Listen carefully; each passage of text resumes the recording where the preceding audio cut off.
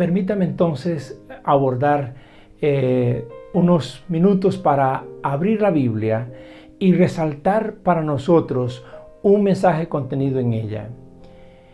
Quiero pedirle al Espíritu Santo que Él nos dé dirección tanto a mi pensamiento, a mis palabras, como también a sus corazones para animarles en la fe a través de esta reflexión. Estas semanas de la pandemia COVID-19 ha sido para muchos de nosotros un tiempo de ir a la palabra de Dios buscando soporte y guía para nuestra fe. Como lo hacen todos los servidores del Señor, he pedido al Espíritu Santo que me dé claridad acerca de lo que Él quiere que comparta con ustedes. Me volví a encontrar con un versículo del profeta Jeremías en el capítulo 6, verso 16, que dice: Así dijo Jehová, Reina Valera del 60, paraos en los caminos y mirad y preguntad por las sendas antiguas, cuál sea el buen camino, y andad por él y hallaréis descanso para vuestra alma. Qué texto más extraordinario. Percibí que Dios estaba respondiendo a una pregunta que he tenido en mente en estas semanas.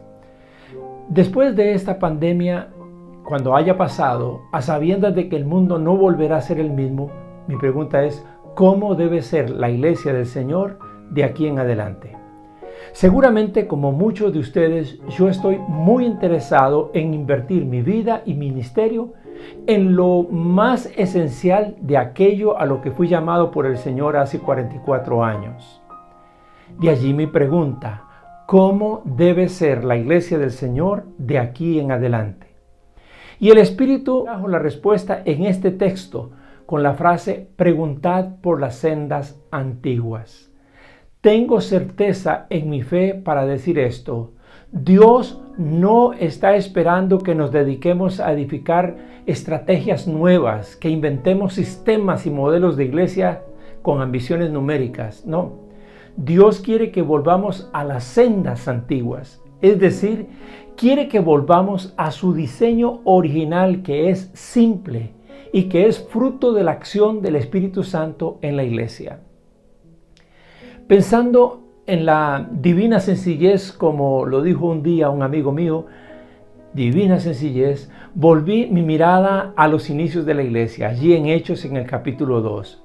Un pequeño grupo de seguidores de Jesús es lleno del Espíritu Santo. Uno de ellos, de nombre Pedro, se levantó en medio de una multitud de personas que estaban en Jerusalén para las fiestas nacionales de la Pascua judía y les habló, les predicó de Jesucristo como el enviado de Dios, como el Mesías. Y Hechos el capítulo 2, verso 41, dice que el fruto de aquella predicación es que como 3,000 personas abrazaron el mensaje y la persona de Jesucristo. El relator de estos acontecimientos fue el evangelista y médico Lucas. Y este autor de inmediato agrega una descripción de las 4 tareas que sustentaron la vida y misión de los primeros cristianos. Creo que Hechos 2:42 es el diseño básico y constituyente de la iglesia de todos los tiempos, porque allí está lo esencial, lo que realmente importa. Si algo es básico, esencial y sencillo, entonces no debe ser complicado de explicar, y basta aquí con resaltarlo. Observémoslo bien. Doy lectura a Hechos 2:42 conforme a la Nueva Traducción Viviente. Dice: todos los creyentes se dedicaban a las enseñanzas de los apóstoles, a la comunión fraternal, a participar juntos en las comidas, entre ellas la cena del Señor, y a la oración.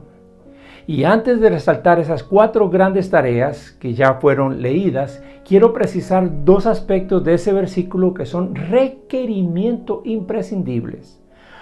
Uno está en la frase todos los creyentes. Allí se encuentra un desafío y una tarea enormes. Lograr que todos los creyentes estemos en una misma dirección es un gran desafío y una gran tarea.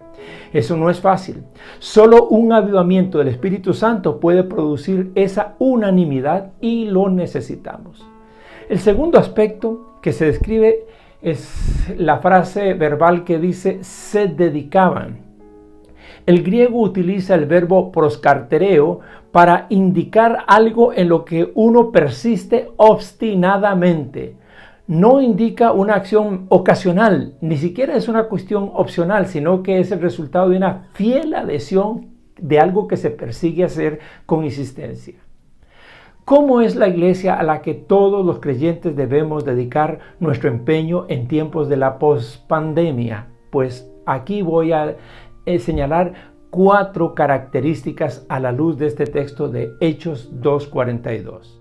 El primero de ellos es una iglesia de la palabra, una iglesia de la palabra. Quizás alguno podría reclamar, bueno, pero siempre he estado leyendo la Biblia, ¿por qué se va a hacer énfasis en algo que ya estoy haciendo?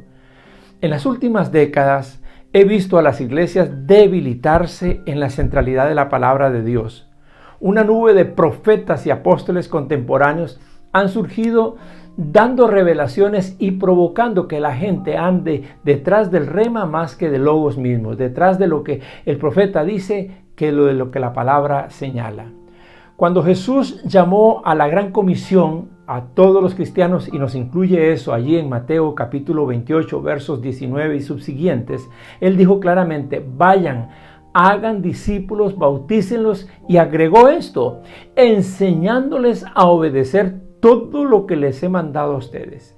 Y cuando Hechos 2:42 indica que todos los creyentes se dedicaban a las enseñanzas de los apóstoles, lo que ellos enseñaban era la obediencia a valores, a prácticas y normas de vida que Jesús les enseñó a estos apóstoles y ellos a su vez a la iglesia. La centralidad del mensaje y las enseñanzas de Jesús debe fortalecerse en los púlpitos, en las aulas y en los pequeños grupos en hogares. Si el mensaje no habla del reino de Dios, entonces no es el mensaje de Jesús. Si el mensaje no habla de arrepentimiento y perdón, entonces no es el mensaje de Jesús. Yo diría más, si el mensaje no habla de servicio y misericordia, entonces no es el mensaje de Jesús. La iglesia de los últimos tiempos debe ser como la iglesia de los primeros tiempos, una iglesia centrada en la palabra de Dios, en las enseñanzas de Jesús, dichosamente para nosotros contenidas en las Sagradas Escrituras. Debe levantarse en nosotros un anhelo vivo y constante por la palabra y el mensaje de Jesucristo. La segunda gran tarea a la que debemos dedicar todo nuestro empeño en los años que vienen es en ser una iglesia de verdadero compañerismo. Ser cristiano y ser solidario, ser cristiano y ser compañeros, ser cristianos y tener cercanía es y debe ser la misma cosa. Las personas son más importantes que los edificios. Las personas son más importantes que la tecnología, que la prosperidad financiera, que las estructuras organizativas, que los métodos. Los creyentes perseveraban, dice el texto, en la koinonía, es la palabra griega que aparece allí en el verso 42 de Hechos, el capítulo 2. Esto es un compañerismo solidario, de verdadero compartir. Y si leemos los versículos posteriores, encontraremos que los creyentes lo compartían todo de tal manera que nadie estuviera por encima o por debajo de los demás.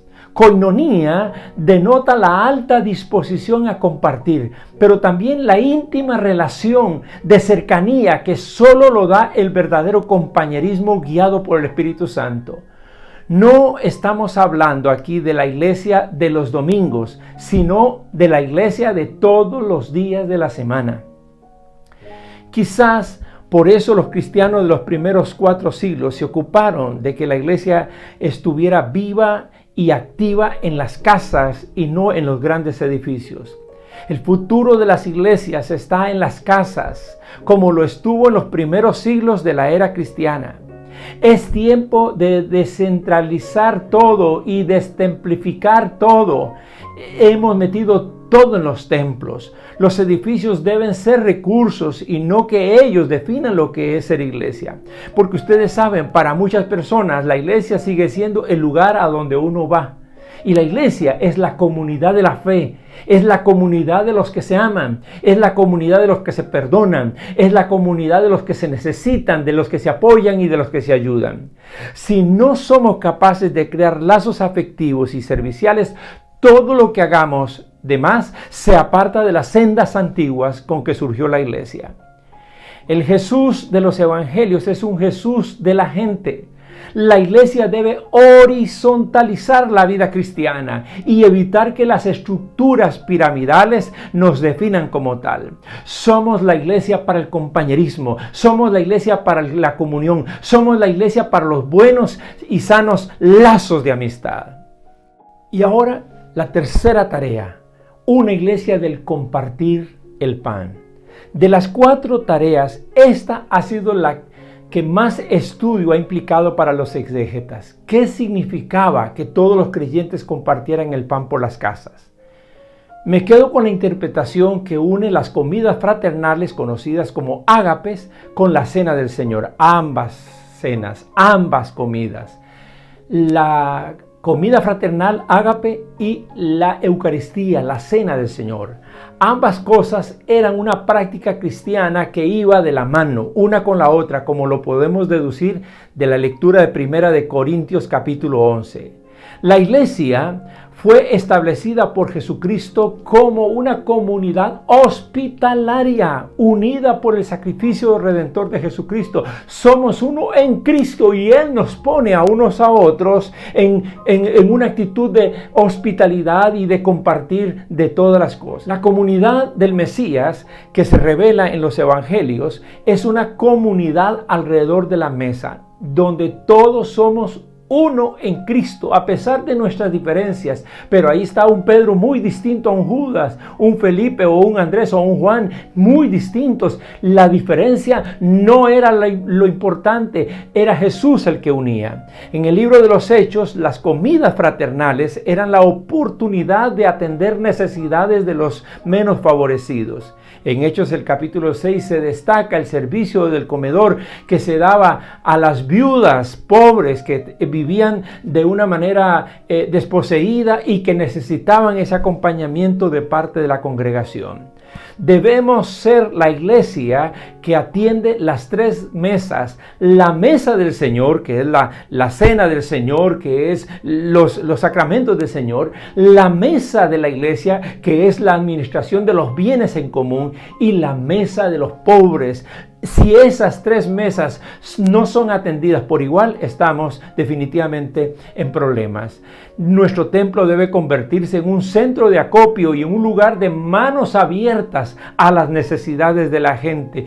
Esto debe ser retomado con seriedad. Somos la iglesia del compartir el pan espiritual, el pan económico, el pan material, el pan del afecto, es decir, todas las formas que alimentan al ser en su visión integral como persona y como ser social. Es de enorme importancia que retomemos esta beta de la iglesia, esa tarea que hemos de una u otra manera o bien descuidado o simplemente reducido a los mismos creyentes, perdiendo de perspectiva el resto de la humanidad. Somos luz y sal de la tierra, somos la estrategia servidora de Dios en el mundo.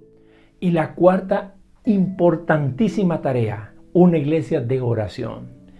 He visto en estas semanas a los cristianos orar más de lo que los he visto en muchos lustros. La oración es el único medio posible para acercarnos a Dios, aunque no sea el único que Dios usa para acercarse a nosotros. La iglesia de Jerusalén en el primer siglo oraba antes del derramamiento del Espíritu Santo. Y oraba después del derramamiento del Espíritu Santo. Oraba siempre. Oraba siempre. El velad y orad de Jesús debería ser tan urgente para la iglesia como el ir y hacer discípulos. No debiéramos hacer lo segundo si no estamos también haciendo lo primero. Y si solo hacemos lo primero y no hacemos lo segundo, de poco valor tiene la oración. Debemos orar como nunca, pero no orar como siempre. Nuestra oración debe ser viva, unida, expectante en lo que Dios está por hacer, agradecida con Él y con lo que Él nos da y con quienes Él nos da. La oración personal debe estimular la oración familiar y la oración familiar debe nutrir la oración de la comunidad de fe.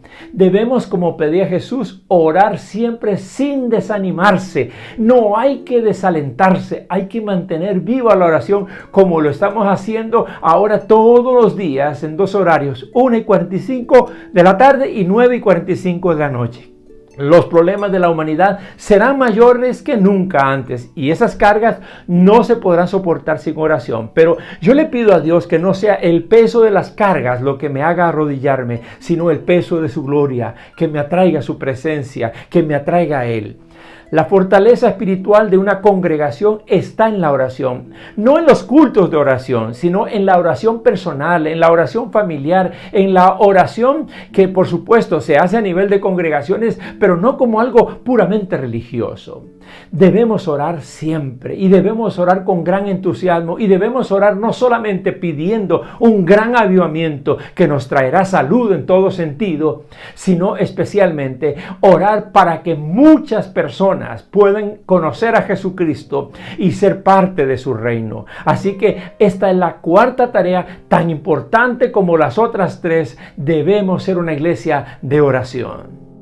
La situación de aislamiento en que estamos a causa de esta pandemia mundial es ya de por sí la ocasión para retomar la senda antigua de lo que es ser y de lo que es hacer iglesia. Todos los creyentes debemos volver de un modo u otro al diseño original que impulsó el Espíritu Santo de ser una iglesia de la palabra, una iglesia del compañerismo, una iglesia del compartir el pan, una iglesia de la oración. Esas cuatro tareas son el gran desafío y lo ha sido a través de los años, pero a veces los perdemos de vista. Lo que hace nuevas estas prácticas son los medios que hoy tenemos a mano.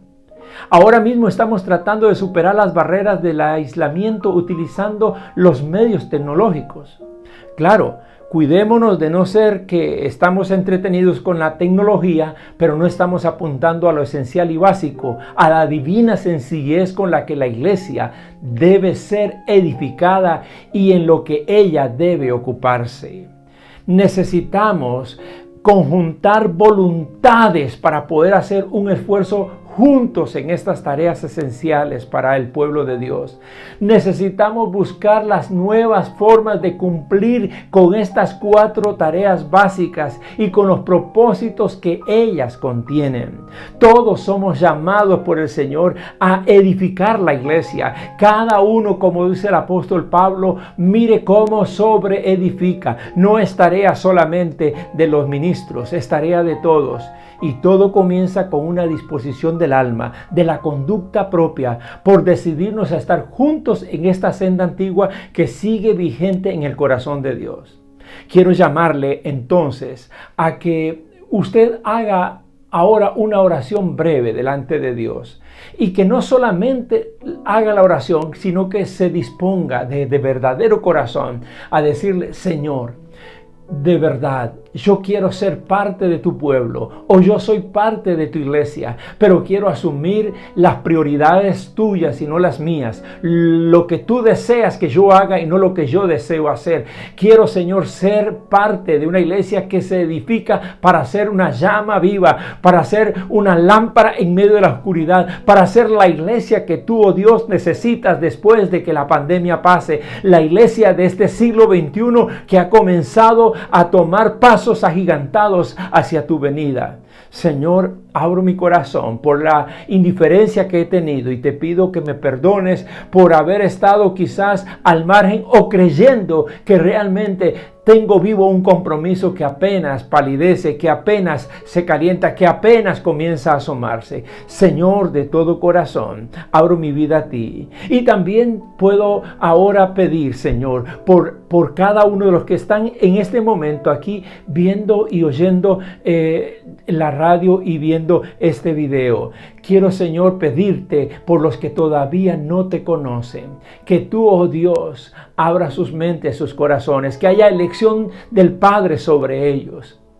Si usted es uno de ellos, Permítame invitarle con toda cortesía y respeto a una breve oración que le ayudará a tener ese encuentro personal con Jesucristo.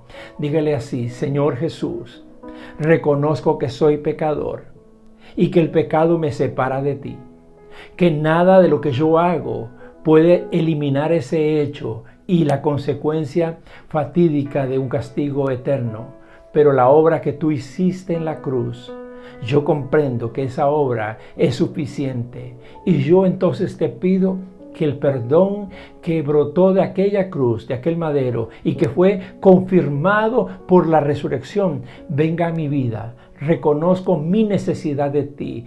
Te pido me perdones de todos mis pecados, me liberes de la culpa y del castigo que ello implica, y me des la oportunidad de comenzar una relación personal contigo en calidad de hijo del Padre, en calidad de un hombre o una mujer de Dios. Señor, mi mente está abierta. Quiero ser parte de la iglesia que va por la senda antigua, tal y como ha sido dicho en esta ocasión. Así te lo pido con todo mi corazón, en el nombre de Jesús. Amén y amén.